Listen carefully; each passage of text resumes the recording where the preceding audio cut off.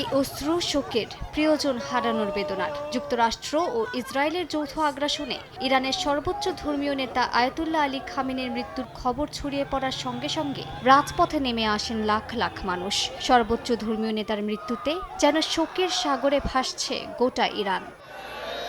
রাজধানী তেহরানে একে একে জড়ো হতে থাকেন অসংখ্য নারী পুরুষ। সর্বোচ্চ ধর্মীয় নেতাকে হারিয়ে শোকে মাতম করেন তারা। সময় গড়ানোর সঙ্গে সঙ্গে জনসমুদ্রে পরিণত হয় তেহরান। যুক্তরাষ্ট্র ও ইসরায়েলের বিরুদ্ধে প্রতিশোধ নেয়ার দাবি করেন তারা। খামেনি হত্যার বদলা চান তারা।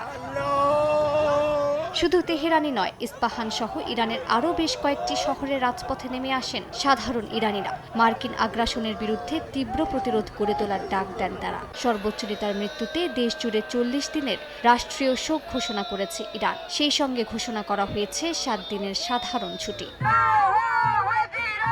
এদিকে ইরানে মার্কিন ও ইসরায়েলি আগ্রাসনের বিরুদ্ধে খোদ নিউ ইয়র্কে বিক্ষোভ হয়েছে। নিউ ইয়র্কে টাইমস স্কয়ারে জড়ো হয়ে বিক্ষোভ করেন শত শত মানুষ। ইরানের জাতীয় পতাকা হাতে অবিলম্বে হামলা বন্ধের দাবি জানান তারা। বলেন, ইরাক যুদ্ধ থেকে শিক্ষা না নেয়ার কারণেই নতুন করে ইরানের মাটিতে হামলা চালাচ্ছে যুক্তরাষ্ট্র। এই সংঘাতের কারণে গোটা মধ্যপ্রাচ্য অস্থিতিশীল হয়ে উঠবে বলেও সতর্ক করেন আন্দোলনকারীরা। মালিহা সুহুরওয়ার্দী, সময় সংবাদ।